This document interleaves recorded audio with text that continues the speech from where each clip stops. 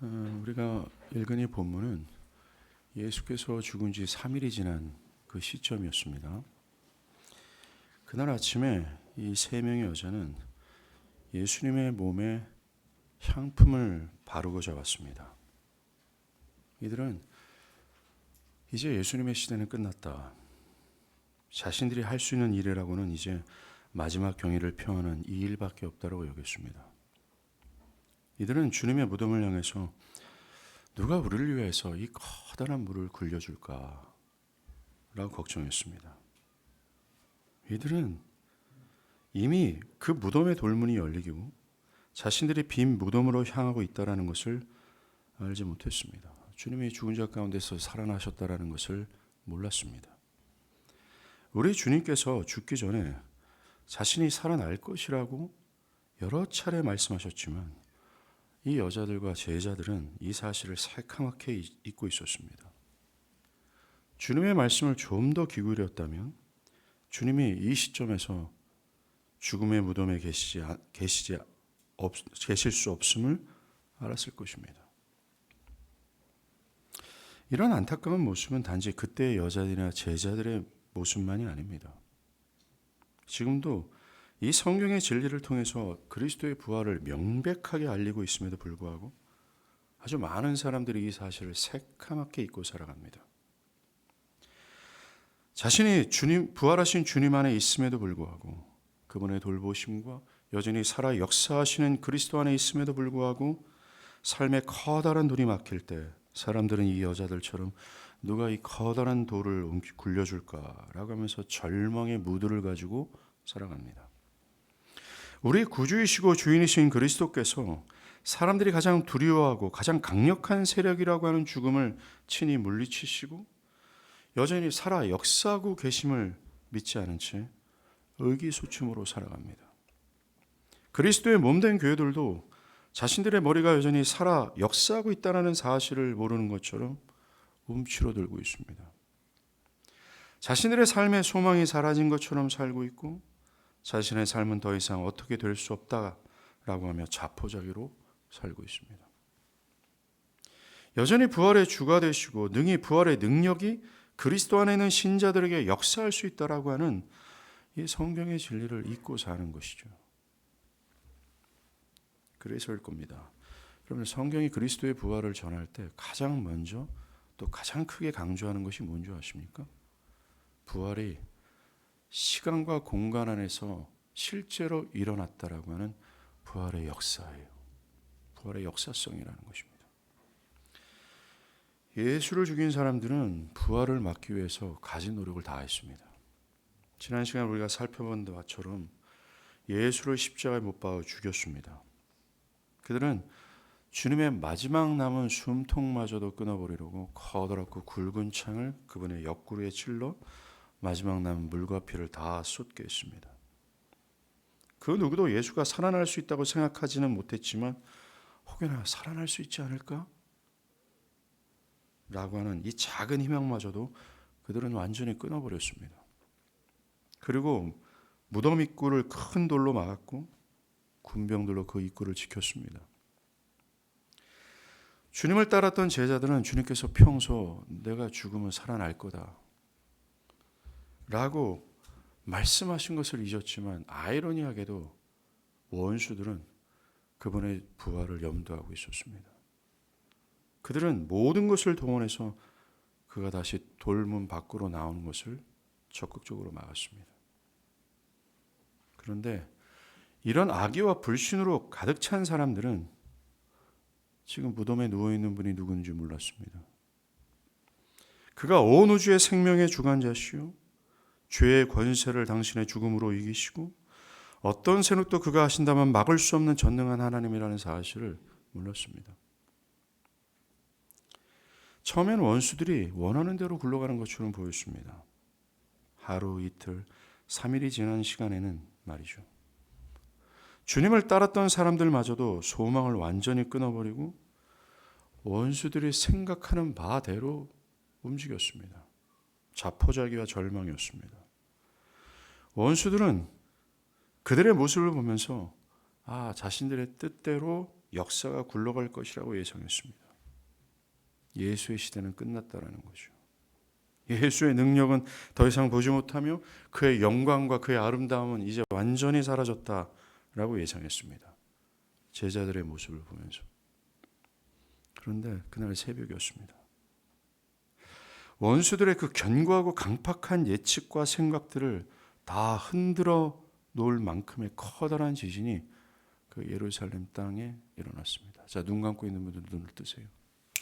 왜 생명의 말씀에 귀를 기울이지 않습니까? 놀라우신 그 하나님의 말씀에 여러분들은 왜 귀를 기울이지 않습니까? 나를 살리고 수없이 역사 속에서 수많은 사람들을 살리고 그들에게 희망과 새 생명을 주었던 왜 하나님의 말씀에 귀를 기울이지 않습니까? 아마도 눈을 감고 있는 사람들은 그 하나님에 대한 또 하나님의 말씀에 대한 어떤 기대가 없을 거라 생각합니다. 그러한 여러분들의 영혼의 상태가 어떠한지를 걱정하십시오. 하나님과 하나님의 말씀에 조금도 기대함 없다라고 하는 그 영혼의 상태는 제가 단언컨대 사망 안에 있다라는 사실을 저는 그렇게 말씀드릴 수밖에 없습니다.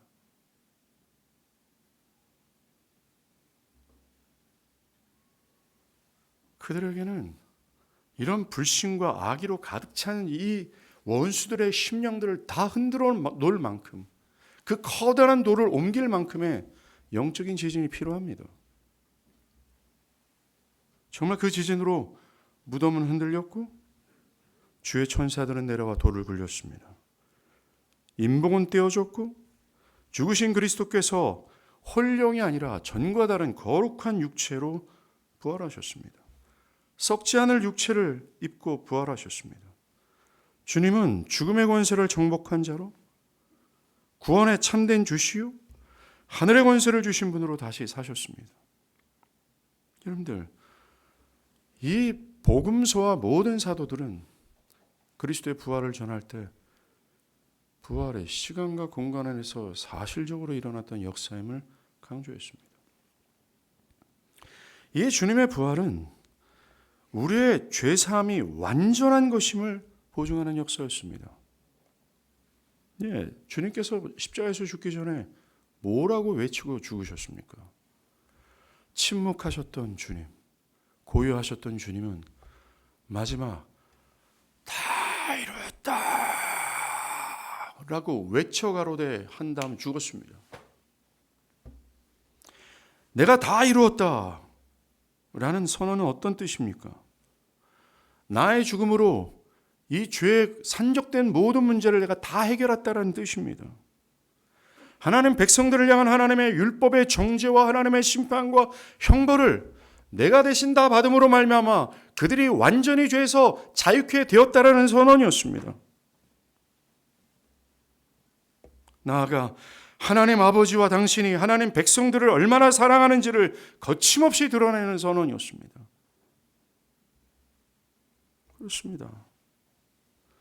죽음에 누워 계신 주님은 온 우주에서 나를 가장 사랑하는 분으로서 그것을 증명한 채로 누워 계십니다.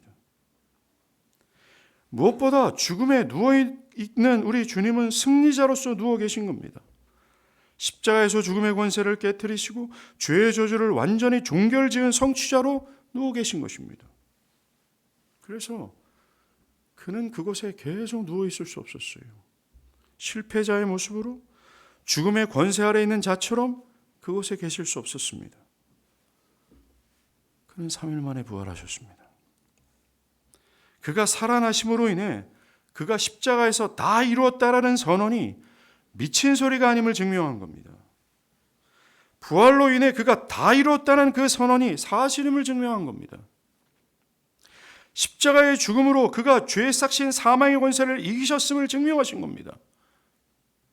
그가 죄의 결과인 죽음을 이기시는 권세를 가진 진정한 대속자임을 증명하신 거죠. 그래서 그리스도의 부활로 인해 우리는 그 대속자의 죽음으로 대속이 완전히 성취되었음을 믿을 수 있는 겁니다. 여러분들, 부활 사건 자체의 의미 있는 것이 아니라 부활 사건이 주는 의미에 집중하시길 바랍니다. 그리스도가 부활하심으로 말미암아 그는 사망의 권세를 깨트린 진짜 대속자라는 것, 그런 십자가에서 죽은 것이 대속자로 죽은 것으로서 그의 죽음으로 말미암아 아하, 우리의 모든 죄가 다 해결되었다라는 사실을 믿게 하셨습니다. 증명하셨다라는 거죠. 부활로 말미암아. 그것으로 우리는 그의 안에서 의롭다함을 얻었다라는 것을 확신할 수 있고, 그를 믿는 자들에게 율법의 정죄와 심판은 있을 수 없다고 확신할 수 있게 되었습니다. 율법의 정죄와 형벌에서 완전히 자유케 됐다라고 확신할 수 있게 되는 것이요. 그리스도의 부활로, 저 부활하신 예수가 진짜 대속자구나. 그가 그 십자가의 죽음이 대속의 죽음이었구나. 우리의 죄를 완전히 해결한 죽음이었구나. 다 이뤘다라는 그 말이 미친 소리가 아니라 나의 모든 죄를 향한 하나님의 형벌과 죽음과 저주를 다 해결했다라는 그 뜻이구나. 그래서 구약의 약속대로 그를 믿는 자들은 영원토록 의롭다함을 받을 수 있다라고 확신할 수 있구나. 그 증명의 역사가 부활이었어요. 이 부활의 역사로 말미암아 구약이 약속했죠. 또 신약이 보증했죠. 뭐예요? 우리가 현재 그리스도 안에 있으며 하나님의 놀라운 언약 안에서 그 크신 능력으로 돌보심과 사랑도 받고 우리의 미래는 그의 영원한 나라로 확실히 누릴 거라는 사실을 확신할 수 있다는 겁니다. 구약이 약속하고 신약이 보증한 그 약속을 말이죠. 부활을 통해서 말입니다. 그 결과 그를 믿는 자들은 소망과 확신 가운데 살 수 있다는 것입니다. 죄가 우리를 무너뜨리고 그 사망의 권세를 지닌 이 죄가 우리를 계속해서 유혹하여 무너질 때, 율법의 정죄하고 마귀가 참소할 때 믿는 자들은 그리스도의 부활을 통해서 보증되고 증명된 우리를 영원토록 의롭다 하시는 하나님의 약속을 바라보며 그 율법의 정죄에서 자유할 수 있으며 마귀의 참소를 비웃을 수 있다는 것입니다. 또한 부활의 주요 능력의 주가 되시는 그리스도를 의지하며 힘차게 살아갈 수 있게 되는 것입니다. 하나님을 나의 하나님으로 삼고 그리스도를 나의 주인으로 삼고 살아갈 수 있게 되는 것이죠. 그의 죽음과 부활 안에서 드러난 우리를 향한 하나님의 사랑을 확신함 속에서 커다란 삶의 커다란 돌이 막혀 있다 해도 절망치 않을 수 있다는 것입니다. 여러분들, 그리스도의 부활은 말입니다. 신자를 신자답게 하며 신자를 용기 있게 절망이 아닌 확신 가운데 살아가게 하는 큰 근거입니다. 오늘날 교회 안에 머물러 있음에도 불구하고 하나님이 나를 얼마나 사랑하는지 그 사랑의 확신 가운데 용기 있게 살아가지 못하는 이유, 하나님을 전적으로, 부분적인 것이 아니라 파틀리가 아니라 하나님을 온 마음과 모든 것을 다해 전적으로 신뢰하지 못하는 그 모든 사람들의 문제는 부활을 믿지 못하기 때문에 그렇습니다. 그냥 이 부활을 역사 속에 일어난 사건으로 어린 나이 때부터 익숙하게 들어온 이야기일 뿐이라는 것이죠. 여러분들, 바울은 고린도전서 15장 12절에서 19절 그리스도의 부활이 사실이 아닐 경우, 만약에 그리스도의 부활이 없었다면 우리가 전한 복음이 헛될 것이고 우리의 믿음 또한 헛될 것이고 그것으로 우리는 거짓 증인이 될 것이고 너의 믿음도 쓸모없는 것이고 너희는 여전히 죄 가운데 있을 것이고 죽은 사람들은 멸망했을 것이고 교회는 이 세상의 모든 사람들 중에 가장 불쌍한 사람이 되어버린다고 말합니다. 여러분들, 왜요? 부활이 없었다면 예수의 죽음이 헛된 죽음이 되기 때문에 그렇습니다. 부활이 없었다면 그의 죽음은 우리의 대속을 위한 대속적 죽음이 아닌 것이 되는 것이죠. 그 결과 우리는 여전히 죄 가운데 있는 겁니다. 우리의 믿음, 아무리 믿음도 쓸데없는 것이 되고 예수를 믿고 죽은 자는 지금 지옥에 있을 것이고 교회는 사기꾼이 되어 있을 것이고 이 세상에서 가장 불쌍한 자로 살아가고 되는 것이 말고맙니다. 그래서 우리는 예수가 죽은 줄만 알고 절망 가운데 있는 제자들과 같은 모습으로 있어야 돼요. 예수의 죽음이 우리의 죄책을 사하는 죽음이 아니기에 우리는 우리를 향한 율법의 정죄인 하나님의 형벌에 남아있기 때문에 그렇습니다. 또 율법이 요구하는 것 앞에서 날마다 죄책감과 정죄감을 느껴야 됩니다. 또한 무엇을 하기 위해 지금도 힘겨운 싸움을 해야 합니다. 무엇보다 우리의 현재는 하나님의 언약적 사랑이 없을 것이고 그의 도심과 사랑과 그의 능력을 기대할 수 없게 됩니다.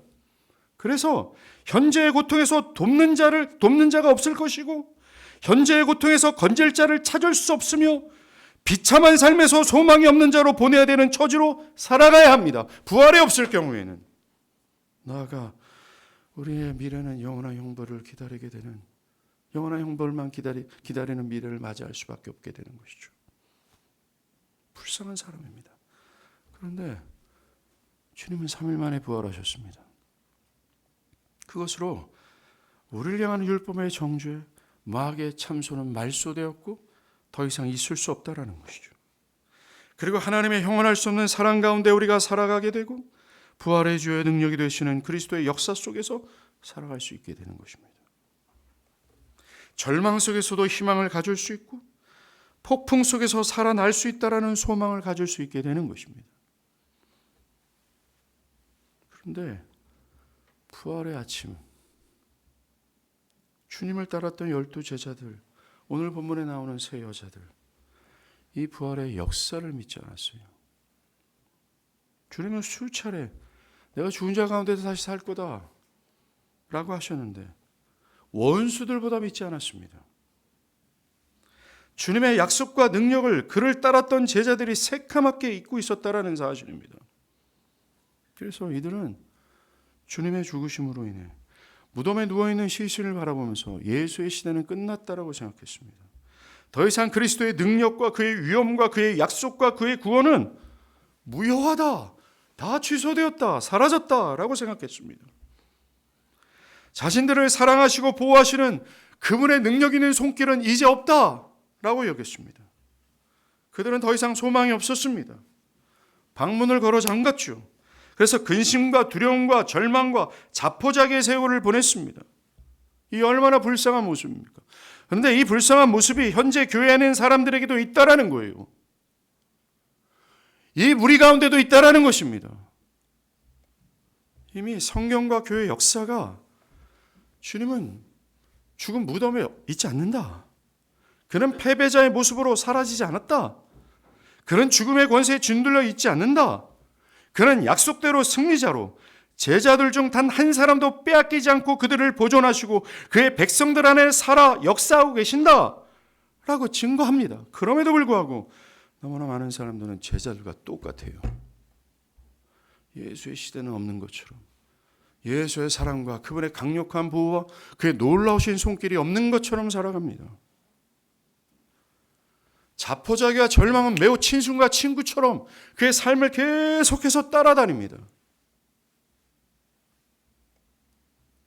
그 그리스도의 부활을 통해서 구약에 약속하신 이 죄의 문제 해결과 그 크고 놀라우신 하나님의 우리의 언약의 하나님으로서 어떤 저주나 형벌도 남아있지 않은 채 오직 놀라우신 하나님의 사랑과 돌보심만 남았을 뿐이라고 부활이, 이 이벤트가 말하고 있는데, 부활 첫날에 있는 12 제자들처럼 이걸 믿질 않아요. 계속 절망의 스탠스를 마귀와 함께 계속해서 유지합니다.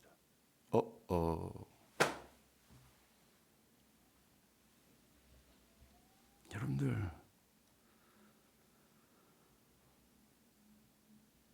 주님의 부활로 인해 예수의 시대는 2000년 전에 끝나지 않았습니다. 어떤 사람들은 주님의 부활은 2000년 전의 역사일 뿐 지금의 나하고는 상관이 없는 것이다 라고 생각합니다. 주님의 부활은 우리의 구속을 성취하는 것에서만 의미가 있을 뿐 나의 현실과는 무관한 것이라고 여깁니다. 아닙니다. 주님의 부활은 현재를 살아가는 우리의 삶에 매우 밀접한 관련이 있습니다. 아니요, 나의 전인과 아주 밀접한 관련이 있습니다. 왜요? 부활의 능력을 지니신 그리스도께서, 부활의 능력을 지니신 그리스도께서 여전히 그 부활의 능력으로 현 시점에서도 역사하고 계시기 때문입니다. 바울은 에베소서 1장 19절과 20절에서 그 힘의 위력으로 역사하심을 따라 믿는 우리에게 베푸신 능력의 지극히 크심이 어떠한 것을 너희로 알게 하시기를 구하노라. 그의 능력이 그리스도 안에서 역사하사 죽은 자들 가운데서 다시 살리시고라고 했어요. 여러분들, 바울은 믿는 자들에게 그리스도를 죽은 자 가운데서 다시 살리신 그 부활의 능력이 베풀어졌었고 베풀어지고 앞으로도 베풀어질 거라고 했습니다. 첫 번째로 이 부활의 능력으로 허물과 죄로 죽은 우리가 하나님에 대하여 살아나 하나님을 나의 하나님으로 삼게 되었습니다. 즉, 이 부활의 능력으로 말미암아 우리가 그리스도인이 되었다라는 것입니다. 우리가 그리스도인이 된 것은 전적으로 우리 안에 그리스도를 죽은 자 가운데서 살리신 부활의 능력이 발휘됐기 때문입니다. 여러분들 본래 우리는요, 에베소서 2장 1절에서 3절에서 말하는 바처럼 모두 허물과 죄로 죽어있는 존재였습니다. 우리의 과거를 한번 보십시오. 성경이 증언하는 우리의 현실, 우리의 과거라는 것입니다. 허물과 죄로 인해 우리는 하나님을 알 수 없고 하나님을 따르려는 의지도 없고 하나님의 뜻에 순종할 수 있는 능력도 모두 잃어버린 자들이었습니다. 하나님을 찾고자 하는 의지와 성향은 모두 죽었고 하나님을 깨달을 수 있는 능력은 완전히 상실된 상태였습니다. 우리가 가진 의지는 오직 나의 마음과 육체의 욕심에 따라 살아가고자 하는 의지만 발휘됐을 뿐입니다.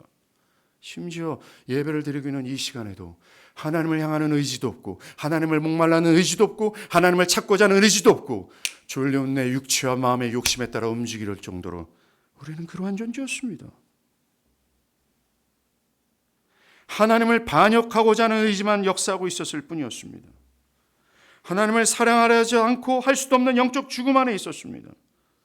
정말로 부패하고 더럽혀지고 어그러지고 타락하고 감염되고 연약해지고 악해지고 독으로 가득 찬 상태였습니다. 하나님에 대해서 완전히 죽어 있었습니다.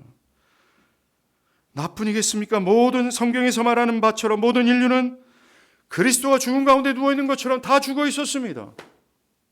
살 소망이 없었습니다. 숨통이 완전히 끊겨 있었습니다. 그 누구도 기대할 수 없었습니다. 불가능과 무능력의 상태였습니다. 바울은 더 적극적으로 우리의 과거를 묘사합니다. 뭐예요? 우리는 본래 본질상 마귀의 자녀였다라고 말해요. 에베소 2장 3절 후반부에 다른 이들과 같이 본질상 진노의 자녀였다라고 말해요. 그래서 우리는 마귀처럼 하나님의 의가 없었습니다. 마귀처럼 하나님을 다 집어치고 마음과 육체의 욕심에 따라 행했을 뿐입니다. 우리의 본성과 의지와 성향은 마귀에 사로잡혀 있었습니다. 그들과 똑 닮아 있었습니다. 이처럼 우리는 도저히 그리스도인이 될 수 없는 상태에 있었어요. 이 죽음의 상태에서 스스로 살아날 수 있는 사람은 없었습니다. 저 사망과 저주의 문을 굴릴 수 있는 사람이 없었다라는 거죠.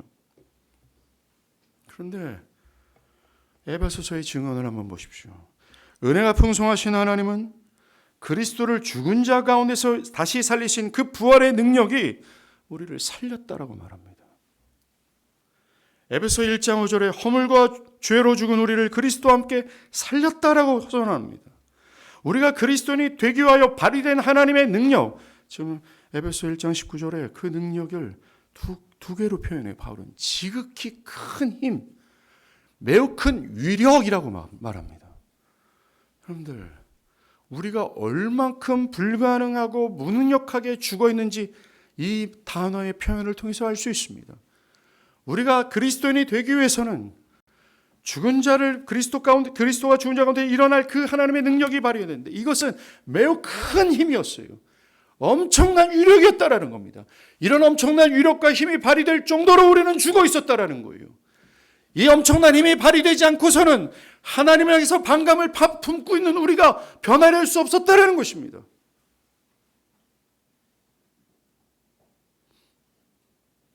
하나님의 땀방울이 보여요. 하나님 외에는 다른 무엇을 사랑하지 않도록 하나님에 대해서 이 부활의 능력이 살려내신 겁니다. 그리스도인이 되게 하셨다는 거죠. 여러분들 사실 우리의 타락의 상태를 안다면, 우리가 제대로 이 타락의 허물과 죄로 죽은 우리의 타락의 상태를 안다면 이 부활의 능력의 위력과 지극히 크심이 아니면 우리가 그리스도인이 될 수 없다는 것을 알 수 있습니다. 야, 이 정도까지였구나 우리가. 성경은 우리가 이 정도까지 죽어있다라고 말하는구나. 성령이 아니었어. 그 부활의 능력이 아니었으면 안 되었을 뻔했구나. 라고요. 그렇습니다. 주님의 부활 때부터 지금까지 지속해서 허물과죄로 죽은 자 가운데서 그리스도인이 되는 일들은 부활하신 주님이 부활의 능력을 여전히 역사하고 또 행사하기 때문입니다. 여러분들 철로역정 책 아시죠?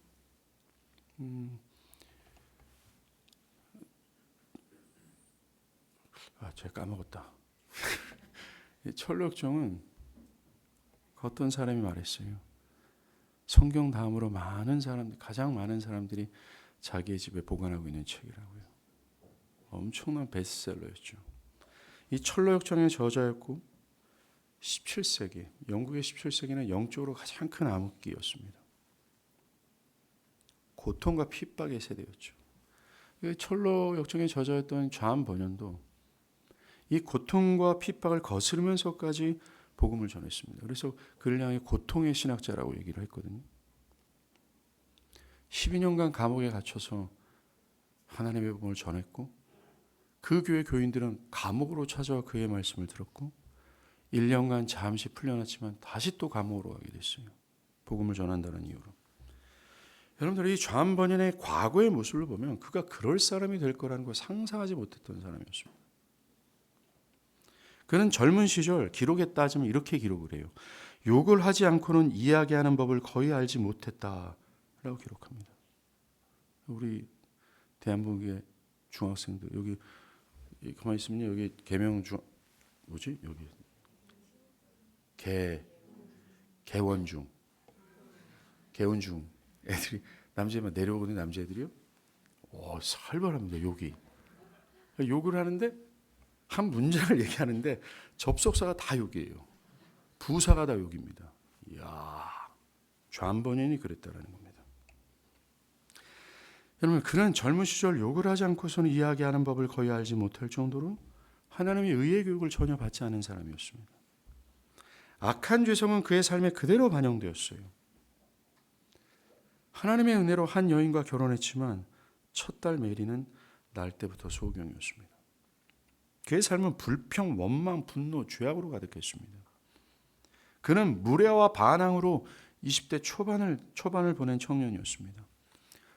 어머니와 누이의 죽임을 겪었고 20살이 되지 않을 때 전쟁의 공포를 경험했습니다.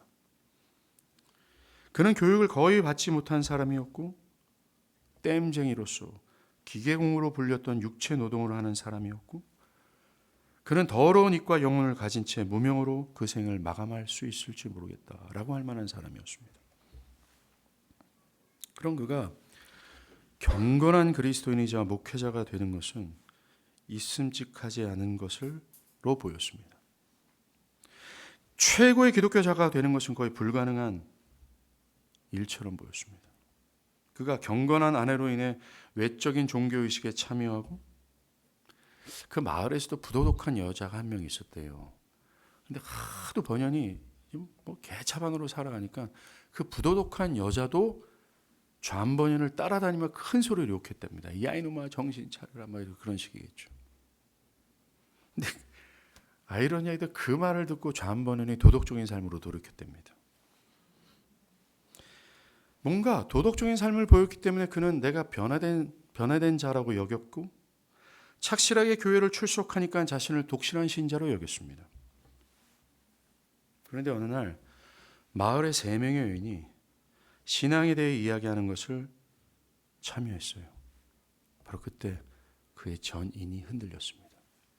그는 나는 들었지만 이해하지 못했다. 그들은 내가 닿을 수 없을 정도로 높은 곳에 있었다. 그들의 말은 거듭남에 관한 것이었고 마음의 역사하시는 하나님에 관한 것이었으며 그리고 어떻게 자신의 비참한 본성을 확신하게 되었는지에 관한 것이었다. 그들은 주 예수 안에서 어떻게 그들의 영혼에 하나님의 사랑이 찾아왔는지를 말했으며 그리고 어떤 말씀과 약속으로 새롭게 되고 위로와 도우심을 받아 마귀의 유혹을 이겨낼 수 있는지를 나눴다. 나는 그들의 내면의 기쁨으로 이런 대화를 할 수 있다고 느꼈다. 그 이야기를 들은 존 버년은 자신이 신앙의 위선자라는 사실을 발견했고 자신도 참된 거듭난 신자가 되는 것을 사모하기 시작했습니다. 그는 자신이 죽은 자라는 사실을 깨달았고 살아나야 될 죄인임을 알게 된 거죠. 결국 하나님은 이 위선자여 교만한 죽은 죄인에게 부활의 생명을 불어넣기 시작했습니다. 결국 그는 그리스도의 복음으로 신자여 목사여 전 세계 사람들에게 가장 사랑받는 책의 저자가 된 겁니다. 이렇게 하나님은 절대로 변화될 것 같지 않았던 바알과 같은 그를 거룩한 자로 그 누구도 상상할 수 없었던 변화와 능력으로 다시 태어나게 하신 겁니다. 이렇게 죽어있던 번연을 완전히 새로운 사람으로 변화시킨 것은 그의 의지도 아닙니다. 동네의 여인도 아니었고 그 누구도 아닙니다. 부활의 능력입니다. 과거의 좌번연을 보면 이 부활의 초자연적인 능력이 아니면 절대로 그를 그렇게 변화시킬 수 없다는 것을 분명히 알 수 있습니다. 정말 이 좌번연의 변화를 보면서 우리는 주님의 부활의 능력은 결코 불가능함이 없다는 것을 알 수 있어요. 하나님이 부활의 능력으로 역사한다면 그 누구도 예함 없이 전과 다른 사람으로 변화될 수 있다는 것을 알 수 있습니다. 하나님께서는 누구든지 죄인 중에 괴수라 할지라도 예수의 유익한 종으로 바꾸실 수 있는 분이라는 사실을 알게 됩니다. 여러분이 평생 하나님을 저주했다 할지라도 그리고 번연처럼 삶에서 비극과 폭력을 보았다 할지라도 하나님께서는 부활의 능력으로 여러분을 하나님의 자녀로 변화시키시고 여러분들의 생을 아름답게 하실 수 있다는 것입니다. 우리는 이 좌번연의 변화를 보면서 이 부활의 능력은 2000년 전에 끝난 것이 아니라 지금도 지속되고 있다는 것을 알 수 있습니다. 이제 다음 달 우리 새생명 전도주의를 하죠. 예, 우리가 그 일을 하는 이유가 뭡니까? 그 일을 통해서 영혼들이 살아나는 것을 기대하는 것이요. 우리가 영혼들이 살아나 거듭나 그리스도인이 될 것을 기대하는 근거가 뭡니까? 현 시점에서도 부활의 능력이 역사하고 있다는 그것입니다. 두 번째로, 이런 부활의 능력은 단지 우리의 회심이나 구원의 영역에서만 있는 것이 아닙니다. 이 부활의 능력은 여러분의 삶에도 발휘하고 있다는 것을 믿어야 돼요. 주님이 죽기 전날 밤 요한복음 17장에서 아버지께서 나에게 주신 그 모든 사람들 중 단 한 사람도 내가 빼앗기지 않을 겁니다. 단 한 사람 중 그 하나라도 멸망을 당하지 않게 할 겁니다. 또 요한복음 6장에서도 내게 오는 자는 결코 줄이지 아니할 터이요 나를 믿는 자는 영원히 목마르지 아니할 거라 하셨습니다. 그리고 앞서 말씀드린 바처럼 바울은 이 그리스도의 약속을 내다보면서 에베소서 1장 19절과 20절에서 말한 겁니다. 이 그리스도를 죽은 자 가운데서 다시 살리신 이 능력이 신자들에게 베풀어졌었고 베풀어지고 있고 앞으로 베풀어질 거라고 말한 겁니다. 그리스도의 약속을 보면서 말입니다.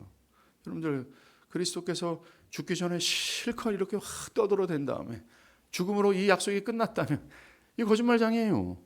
미친 사람입니다, 그 사람. 그런데 그리스도는 부활하심으로 말미암아 요한복음 17장과 요한복음 6장에서 약속하신 약속을 시행하고 이행하고 계시는 겁니다. 바울은 그걸 보고 말한 겁니다.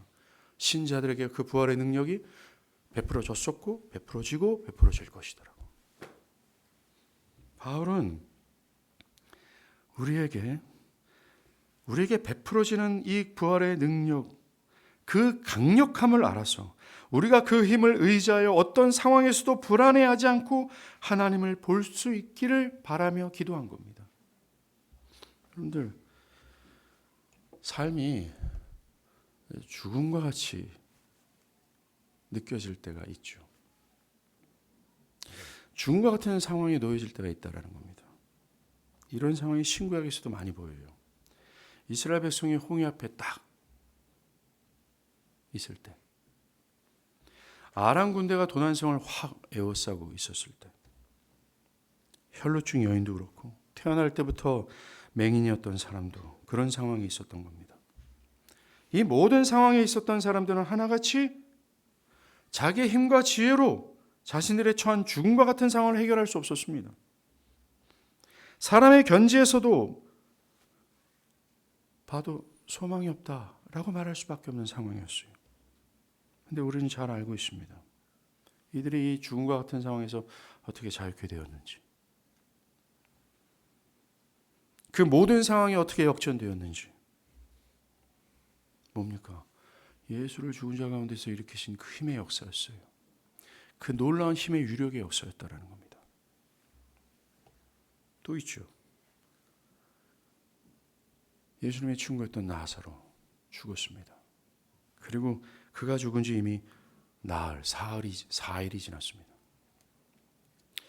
그 당시 종교적으로나 사람들의 기대 심리에 있어서 이 사일의 시간은 끝난 시간이나 마찬가지였어요. 당시 납비들은 영혼이 죽잖아요. 영혼 시신 위에 이렇게 맴돌다가 어떻게든지 시신으로 들어가려고 하지만 사일이 딱 지나면 불가능하다 하고 떠났다라고 생각했습니다. 그래서 이미 나흘이 지난 이 시간은요, 유대인들에게는 종교적으로나 심리적으로 끝났다라고 판단한 시간입니다. 여러분들도 이런 때가 있죠. 그때가 언제였습니까? 지금도 죽음과 같은 상황에 직면해서 살아가는 사람들도 있죠. 열심히 노를 지고 배, 돛과 닷을 다 해봤지만 아무 소용이 없는 그때요. 살려고 발버둥 치는 것도 끝난 시간입니다. 지혜를 짜내고 그 지혜를 실행에 옮겨받지 안 되는 그 시점입니다. 끝이다라고 절망의 상태죠. 대부분의 사람들은 이런 상황에서 오늘 세 명의 여자처럼 그 누가 이 큰 돌을 무덤에서 옮겨줄까 라고 합니다. 즉 죽음의 권세를 이기신 부활하신 주님의 부활의 능력으로 자신의 모든 삶을 역전케 하신다라는 사실을 알지 못한 채 낭망합니다. 대부분이 그렇습니다. 우리 구주께서 살아서 약속대로 당신의 사람들의 삶에 개입하시고 그 엄청난 돌을 부수시고 부활의 능력으로 그들을 다시 한번 회복시킬 거다라는 소망을 잘 갖지 않습니다. 그런데 성경은 죽은 지 사흘이 지난 나사로를 어떻게 합니까? 소망도 없고 희망도 없던 상황이었어요. 그럴 때 주님이 나타나십니다. 돌을 옮겨라. 그리고 큰 소리로 죽은 나사로를 향해 나사로야 나와라 라고 부릅니다. 그 순간 모든 슬픔과 자포자기가 일순간의 기쁨으로 변해요.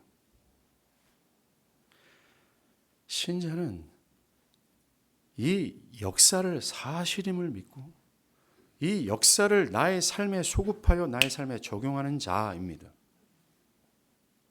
신자는 이 역사를 죽은 지식으로 여기지 않고 신자는 이 역사를 그저 소급하지 않는 채 그런 일이 있었구나 과거에 묻어두는 존재들이 아니라는 것입니다. 주님이 등장하시고 부활의 능력이 되신 주님이라면 모든 절망과 자포자기의 모든 순간 상황과 이 모든 여건을 한순간에 역전할 거라는 기대의 심리가 있어요. 왜요? 그들은 성경을 통해 이 사실을 봤고 자기의 삶, 자기의 회심을 통해 이 사실을 봤고 자기의 삶의 경험을 통해서 알기 때문입니다. 저도 그랬습니다. 저희 교회가 처음 이제 세워지고 개척한 지 1, 2, 3년 교인이 한 10명 남짓하던가요. 그 정도 있었어요. 그래서 매달 월세랑 제 생활비가 매일이 걱정이었습니다. 빛이 하나도 안 들어오는 완전 지하실 예배당이었는데 얼마 안 되는 교인들이 하나둘씩 떠나가요. 그리고 불평과 불만을 늘어놓고 목회자를 향한 비방, 또 따돌림, 한마디로 어둠 그 자체였습니다. 저는 우리 교회가 한 발짝도 움직이지 못한다. 완전 진공 상태 같이 느꼈어요. 소망이 안 보였습니다. 끝났다라고 판단할 수밖에 없었습니다. 그 상황에서 저희 유일한 소망은 이 부활의 능력밖에 없어요. 나의 힘으로는 도저히 전진하지 못한다. 우리 교회의 이 몸은 앞으로 전진하지 못한다. 그 하나님의 능력 외에는 우리 교회는 소망이 없다. 이게 저희 유일한 소망이었습니다. 그런데 정말로 주님은 살아있었어요. 그리고 지금과 같이 해주셨습니다. 오늘 언약식인데 언약식을 앞두고 어제 밤에 눈 감고 있었는데 그게 다시 떠오르더라고요. 어떤 분들은 저희 교회를 향해서 빌딩에 있는 이제 좀 100명 있는 교회라고 얘기할지 모르겠지만 저는 우리 교회를 보면서 하나님의 살아계심을 느껴요. 부인할 수가 없습니다. 저나 저희 교회는 허물과저로 죽어있는 상태와 같은 존재들이었어요. 우리가 어떻게 이렇게 될 수 있었을까요? 한 가지 외에는 설명이 불가능합니다. 저의 기도 아닙니다. 저의 열심, 저의 리더십도 아닙니다. 부활의 능력이었어요. 주님의 능력은 지금도 역사합니다. 그러니 실망하지 마십시오. 자포자기 하지 마십시오. 바울이 에베소 1장에서 뭐라고 얘기합니까? 이 큰 힘의 이력이 믿는 자들에게 베풀어졌었고 베풀어지고 베풀어질 것이다. 그러니 삶의 커다란 돌이 나의 삶을 가로막고 있을 때 누가 이 돌을 굴려줄까 하라고 낙심하지 말고 그 부활의 능력을 기대하고 그것을 바라보고 의지하라고 말합니다. 세 번째로 주님의 부활 때문에 교회는 결코 죽을 수 없습니다. 많은 사람이 기독교는 죽었다 믿고 있고 우리 선진들이 수호했던 피 흘리기까지 수호했던 이 하나님의 참된 진리 사라져 나타나지 않을 것이다 라고 생각합니다. 커다란 착각입니다. 그리스도께서 장사되셨을 때 원수들은 드디어 그리스도를 해쳤다 기뻐했지만 죽은 자 가운데서 그가 딱 살아나실 때 그들은 어리둥절했죠. 그 역사가 계속 반복됩니다. 주님의 교회도 거듭 매장되었지만 다시 생생하게 살아나서 원수들을 거듭 어리둥절하게 합니다.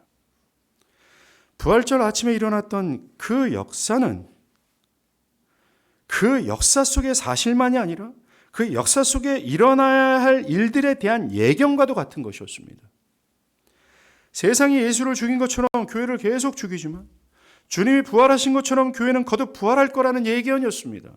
부활절 아침의 그 역사가. 그리고 주님이 살아계시니 주님의 몸된 교회 또한 동시에 살아있을 것이다라는 보증입니다. 왜요? 교회는 그리스도의 몸이에요. 교회와 그리스도는 서로 연결되어 있습니다.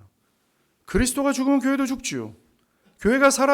그리스도가 살아있으면 교회는 살아있을 수밖에 없습니다. 그래서 교회는 결코 죽지 않습니다. 지난 2000년 동안 그리스도께서는 교회와 함께 세계 곳곳에서 일어난 핍박과 전쟁과 폭력 행위 가운데 운명을 같이 했습니다. 모든 것이 거듭해서 엉망진창이 되었지만 교회는 죽지 않고 살아있었어요. 모든 혼돈과 저항과 그 모든 것을 이겨냈습니다. 이것은 주님이 결코 죽음에 승복하지 않고 여전히 교회의 몸이라는 당신이 살아 역사하고 있다는 증거입니다. 부활하신 주님이 존재하는 한 교회는 죽지 않습니다. 그런데 오늘날 교회가 죽은 것처럼 보이지 않느냐라고 말하는 사람들이 있습니다. 예, 정말 그렇습니다. 우리 세대는 기독교 신앙을 죽이려 하고 있고 그리스도의 몸된 교회를 무덤에 묻을 채비를 하고 있습니다. 세상만 이 일을 하는 게 아닙니다. 배교한 교회도 마찬가지입니다. 성경을 떠나 세속 신앙과 물질주의적 신앙이 역사적 교회의 고귀한 진리와 참된 신앙을 묻어버리고 있습니다. 나아가 시대의 정신은 교회에 점진적으로 잠식해 들어오고 있고 교회는 시대 정신에 계속 물들어가고 있습니다. 세상 정신이 우리를 얼마나 지배하고 있는지 우리의 감각은 성경의 진리에 날마다 무뎌져서 신령한 사실을 받아들이지 못할 지경에 이르렀습니다. 사람들은 점점 기독교를 자신들의 입맛과 유행에 맞추고 있습니다. 자신들이 바라는 대로 기준을 바꾸시는 하나님, 자기의 욕구를 헤아리고 자기의 야망을 꺾지 않으실 하나님, 자기가 하고 싶은 대로 예배할 수 있도록 놔두는 하나님, 현대가 원하는 하나님은 다른 어떤 것보다 나의 개인 생활과 사업과 주식과 꽉 막힌 도로에서 성공과 안정과 마음의 평안을 주셔야 되는 하나님입니다. 많은 교회는 현대인의 소원과 변덕에 발맞추느라 정신이 없습니다. 정작 중요한 하나님의 진리와 그 진리 가운데 역사하시는 성령을 믿지 않은 채 말이죠. 자신의 변화도 기대하지 않고 변화를 요구하는 교회에 대해서도 힘겨워합니다. 나에게 변화를 요구하지 마세요. 난 지금이 좋습니다. 이러한 시대의 모습을 보면서 정말 교회가 죽어 있는 것처럼 보입니다. 그래도 말입니다. 교회가 죽어가는 것처럼 보이지만 주님의 참된 교회는 살아 있습니다. 에이든 토저는 이렇게 말합니다. 참된 교회는 이들 가운데 있는 양떼, 집을 향해 무거운 발걸음을 옮기는 멸시받은 순례자의 모임, 나팔 소리를 기다리며 유월절 피로 보호받는 특별한 나라, 신랑이 오기를 기다리는 신부로 그리는 것이 더 정확하다라고 했습니다. 그렇습니다. 이러한 교회는 절대로 죽지 않습니다. 그리스도의 몸인 교회예요. 현대인들이 추구하는 교회들은 점점 현대 사회에서 사라져갈 때 끝까지 남는 교회는 이 교회일 거예요. 주님의 교회는 이 시대가 어떠하든지 절대로 죽지 않습니다. 사라지지 않고 주님이 오실 그날 주님과 함께 영원한 나라로 들어가 하나님을 예배하게 될 거예요. 여러분이 참된 교회라면 여러분들의 삶에 힘겨운 시간이 올 겁니다. 바울이 그렇게 경고했기 때문이에요. 무릇 그리스도 안에서 경건하게 살고자 하는 자는 박해를 받을 것이다 라고 했어요. 이 신자를 향해 세상은 철로역정에서 나오는 허영의 시장의 사람들과 같습니다. 그 허영의 사람들은 크리스찬과 그의 친구들을 데려다가 마구 때리고 흙투성이로 만들어 옥에 가둔 다음 모든 사람의 구경거리가 되게 했습니다. 좌안 번연처럼 크리스찬은 세상이 신자들을 그렇게 행하고자 할 때 우리는 먼저 허영의 시장을 거절해야 돼요. 그리고 그들의 모든 문화를 거절하고 그들을 거스를 수 있어야 되는 것입니다. 이 세상의 환난과 핍박으로 교회와 교회된 저와 여러분이 죽음을 맞이할 수 있습니다. 살 소망이 완전히 끊어진 것처럼 될 수 있습니다. 그러나 우리는 주님처럼 다시 부활할 거예요. 그러니 굴하지 않길 바랍니다. 그리스도의 부활의 힘이 강력이 나의 삶에 여전히 역사하고 있고 역사하실 것을 믿음으로 주를 신뢰함으로 세상을 거스르며 경건하게 살아가길 바랍니다.